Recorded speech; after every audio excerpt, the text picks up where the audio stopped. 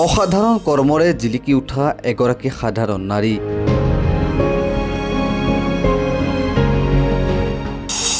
আনে নকৰা কৰ্মৰে এতিয়া বিশ্বৰ চৰ্চাত পূজা শৰ্মা।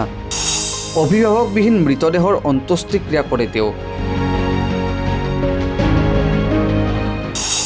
মহানুভৱতাৰ এটি নাম যেন পূজা শৰ্মা। দিল্লীৰ এটা সাধাৰণ পৰিয়ালত জন্মগ্ৰহণ কৰা পূজা শৰ্মাৰ বাস্তৱ কাহিনীয়ে এতিয়া ব্যাপক চৰ্চা লাভ কৰিছে সমগ্ৰ বিশ্বত। কিছুদিন পূৰ্বে বিবিচিয়ে ঘোষণা কৰা 100গৰাকী প্ৰেৰণাদায়ক মহিলাৰ তালিকাত স্থান লাভ কৰিছে পূজা শৰ্মাই। 4,000ৰো অধিক অভিভাৱকবিহীন মৃতদেহৰ অন্ত্যেষ্টিক্ৰিয়াৰ বাবেই বিবিচিয়ে এই বিশেষ সন্মান আগবঢ়াইছে পূজা শৰ্মালৈ। এটা ব্যক্তিগত ঘটনাৰ পাছতেই আৰম্ভ হৈছিল পূজা শৰ্মাৰ এই অসাধাৰণ কৰ্মৰ। 2022 চনত পূজা শৰ্মাই হেৰুৱাইছিল ডাঙৰ ভাতৃক।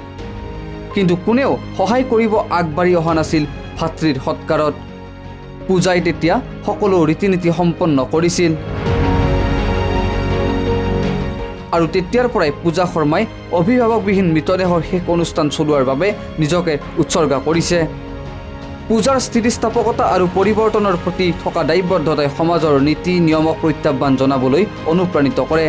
সমাজৰ আশা আৰু মমতাৰ পোহৰ হিচাপে থিয় হোৱা পূজা শৰ্মাৰ বাস্তৱ কাহিনীয়ে অনুপ্ৰেৰণা হৈ ৰৈ থাকিব সকলোৰে বাবে, বিশেষকৈ নাৰীসকলৰ বাবে। News desk report, nation any.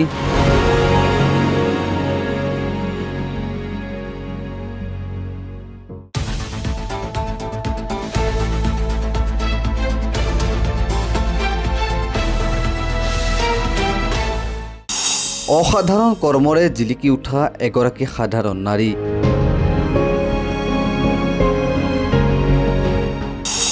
আনে নকৰা কৰ্মৰে এতিয়া বিশ্বৰ চৰ্চাত পূজা শৰ্মা। অভিভাৱকবিহীন মৃতদেহৰ অন্ত্যেষ্টিক্ৰিয়া কৰে তেওঁ। মহানুভৱতাৰ এটি নাম যেন পূজা শৰ্মা। দিল্লীৰ এটা সাধাৰণ পৰিয়ালত জন্মগ্ৰহণ কৰা পূজা শৰ্মাৰ বাস্তৱ কাহিনীয়ে এতিয়া ব্যাপক চৰ্চা লাভ কৰিছে সমগ্ৰ বিশ্বত।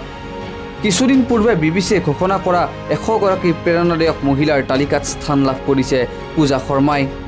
4,000ৰো অধিক অভিভাৱকবিহীন মৃতদেহৰ অন্ত্যেষ্টিক্ৰিয়াৰ বাবেই বিবিচিয়ে এই বিশেষ সন্মান আগবঢ়াইছে পূজা শৰ্মালৈ।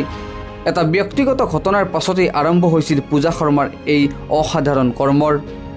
2022 চনত পূজা শৰ্মাই হেৰুৱাইছিল ডাঙৰ ভাতৃক। কিন্তু কোনেও সহায় কৰিব আগবাঢ়ি অহা নাছিল ভাতৃৰ সৎকাৰত। পূজাই তেতিয়া সকলো ৰীতি নীতি সম্পন্ন কৰিছিল। আৰু তেতিয়াৰ পৰাই পূজা শৰ্মাই অভিভাৱকবিহীন মৃতদেহৰ শেষ অনুষ্ঠান চলোৱাৰ বাবে নিজকে উৎসৰ্গা কৰিছে। পূজাৰ স্থিতিস্থাপকতা আৰু পৰিৱৰ্তনৰ প্ৰতি থকা দায়বদ্ধতাই সমাজৰ নীতি নিয়মক প্ৰত্যাহ্বান জনাবলৈ অনুপ্ৰাণিত কৰে। সমাজৰ আশা আৰু মমতাৰ পোহৰ হিচাপে থিয় হোৱা পূজা শৰ্মাৰ বাস্তৱ কাহিনীয়ে অনুপ্ৰেৰণা হৈ ৰৈ থাকিব সকলোৰে বাবে, বিশেষকৈ নাৰীসকলৰ বাবে। News desk report, nation any.